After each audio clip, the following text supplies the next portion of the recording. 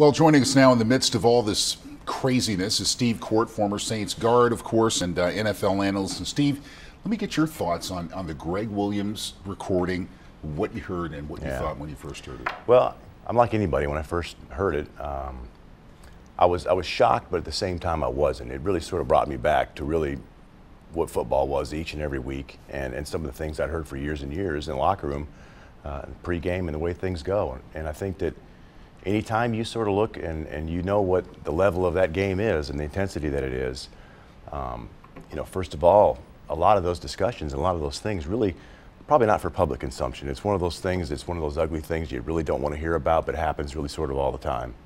And I think this is really sort of the epitome of that if you look at it, because I think, the thing that sort of shocked me about the whole thing really specifically, Fred, was the fact that he was very specific in naming some of the spots that some of these players and sort of singling out these players and what their injuries were. Now, that being said, that's common knowledge to most of those teams each and every week. They follow these players on each and every team every week to sort of what their status is, to find out what their starters are.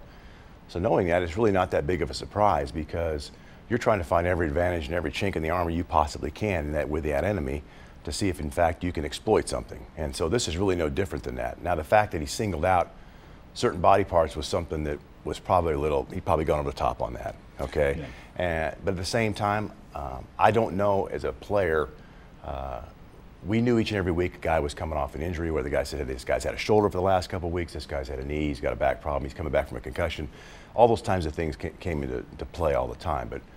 But the fact that you didn't actually go out and target those things, there's no really any way you can target those things. I don't know anybody, and we spoke about this earlier, especially defensively, there's not anybody that's ever played in this league that I know of that is that great of a tackler where they can find out exactly what spot to tackle this running back that happens to be an NFL running back, and the skill and the position he has to be able to tackle a certain spot and to see if he can target that spot. So I'm not really specifically buying that. I think this guy was really getting ready to get his defense ready to play an NFC opponent. Well, I don't want to belabor the point, but when you think about it, Greg's a smart guy. We both know him. If you know there's a guy in there with a camera and is recording this, how do you say that? Well, that's the part that you sort of think, is he that arrogant, or is he that, I don't know. You wonder if he's that smart, because you think, hey, he knew this was in there, he allowed this guy in there. And the fact that he let it go and then let go sort of with the kind of verbiage and the vernacular that he would have used anyway, that was the surprising part. Is he done coaching, and should he be done coaching after this?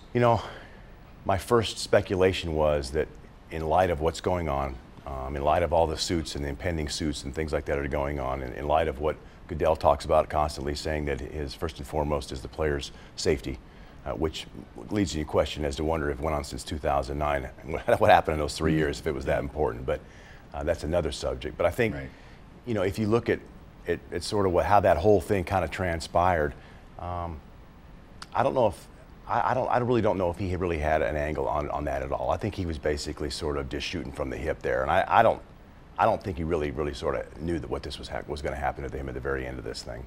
Well, guys have done worse.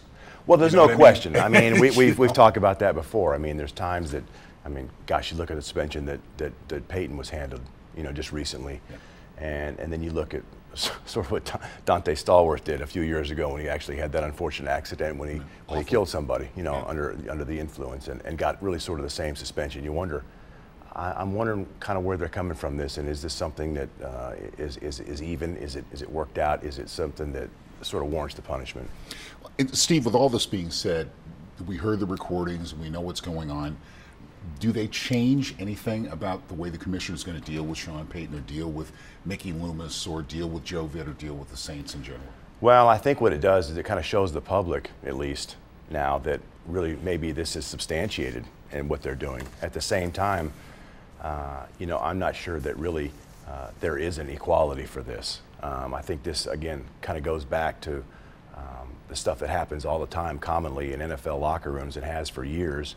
And again, this is a defensive coordinator getting his team ready to play an NFC opponent in a divisional playoff game. And the part that sort of smacks about it is the fact that he's beginning to, at some point, kind of get lost down the road, lost in the weeds, if you will, with the vernacular that he was using, knowing that there was somebody in there that was filming him. All right. Well, let's forget about coaches and management and all that stuff. Yeah. Let's talk about the 22 to 27 Saints players Yeah. over this 3-year investigation. The only name we've heard is Jonathan Vilma.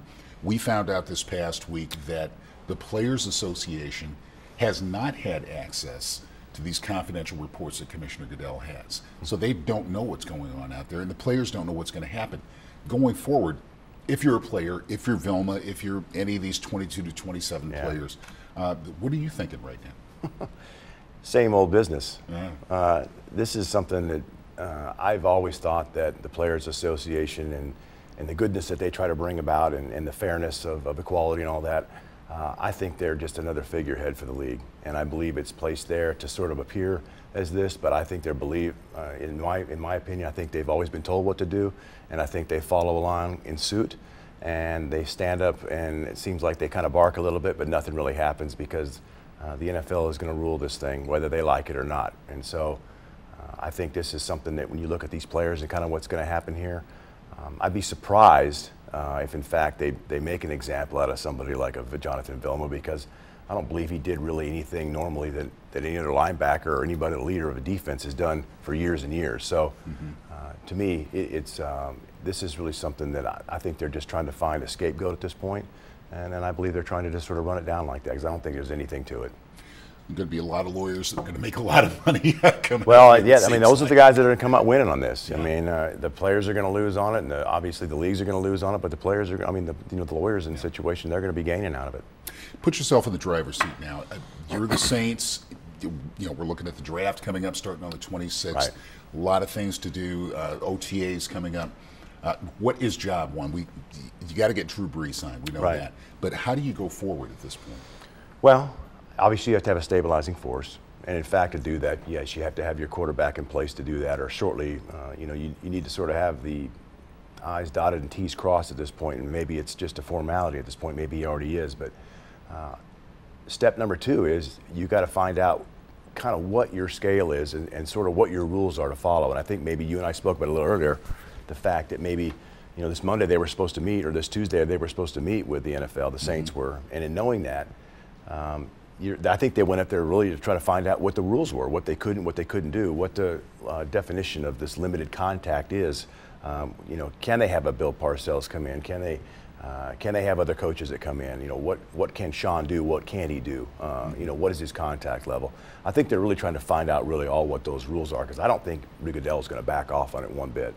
All right. Steve Korte, former NFL guard with the Saints, NFL analyst. Thank you so much, my good friend. Pleasure's all mine. Coming in on an Easter. Best to you and your family. You too.